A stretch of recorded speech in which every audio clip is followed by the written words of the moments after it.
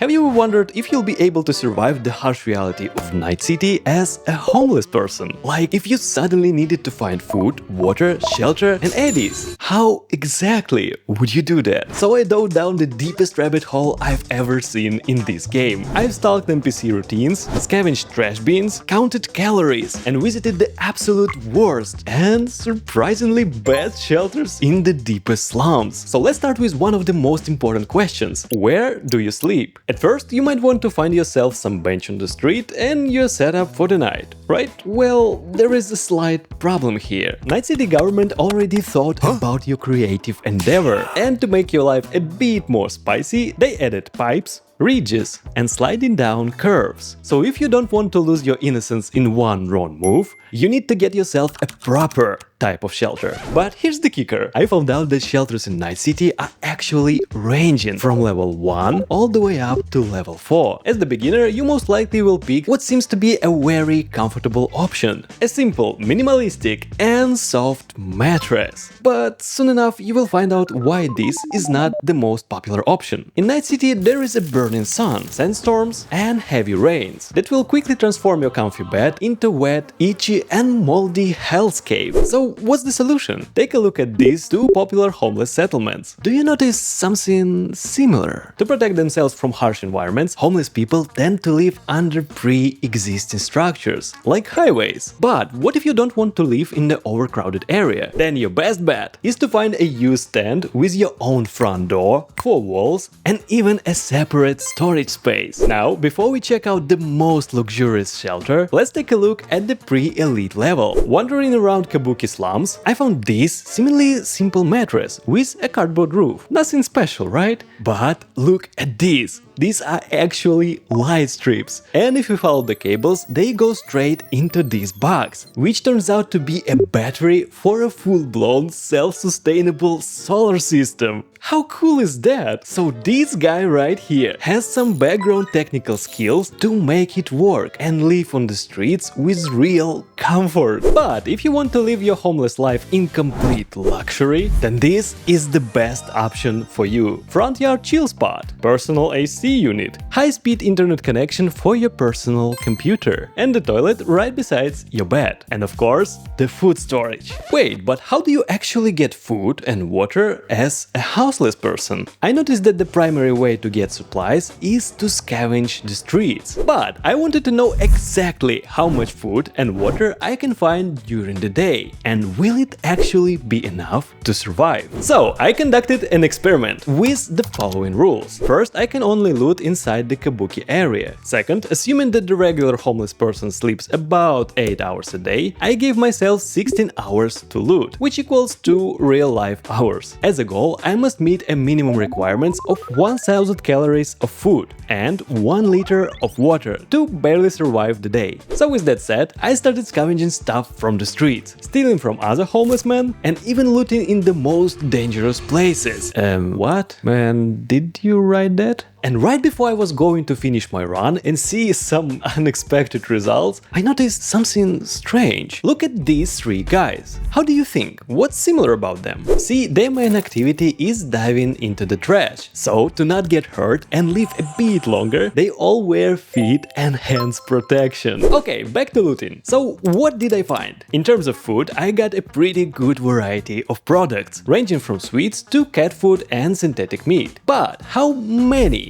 calories are there? To get this number, I found rough real-life equivalents for each product, and I got a total amount of whopping 4,387 calories, which at first glance totally exceeds our daily needs. But there is a critical caveat we'll talk about in a minute. As for water, we found cans of soda, juice, energy drinks, and coffee. We'll roughly assume that all these drinks count as water source, and based on the volume of a standard real-life packaging, we've got 7,255 milliliters, which is much more than we need. But here's the caveat. You see, in Kabuki area, there isn't only one person scavenging. Actually, there are a lot of people fighting over the same loot. But how many? After wandering around this area, I managed to count 127 houseless individuals. But this is not including those wandering around. So let's assume 150 people. And if we divide the total amount of calories and water by the amount of people competing for them, here are the results. Wait.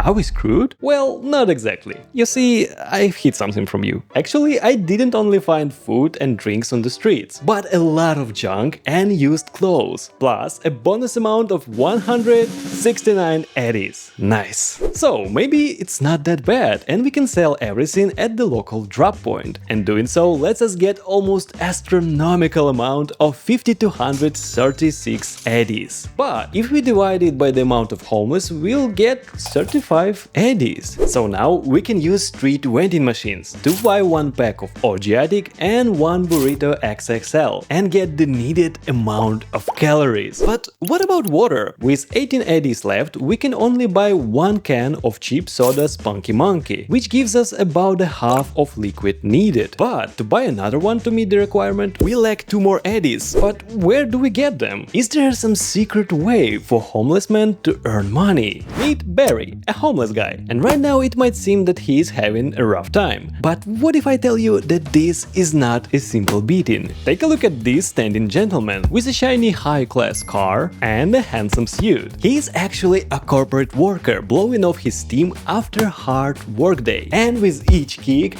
Barry is getting paid with real eddies. But here's what's strange about it. This is a pretty rare scene to find even once a day. If only one person can earn money like that, then this is completely unreliable source of income. So, right before uncovering the most shocking event I've seen in the slums, I decided to check the classic homeless job. Let's talk this beggar. I want to know how much he earns throughout the day, how long he sits there, and who exactly makes these donations. Now, because Night City is driven by hedonism and self-centric behaviors, I expected that not a lot of people would stop by and take pity on this homeless guy. But the results surprised even me. This determined guy sat there for whole 24-hour cycle and not a single soul donated money to him. And shortly before I was going to say that it's impossible to survive like that, I realized that the real answer the whole time was right behind my back. This homeless camp felt completely different from what I've seen so far. Roasted meat, boxes of drinks, meals on the tables, and people drinking and eating freely. How is it even possible in Night City? Turns out that even in this harsh corporate reality, there is a place for human kindness. Homeless people here receive help from monks. They help them to overcome addictions, guide through mental health problems, and of course, donate so needed food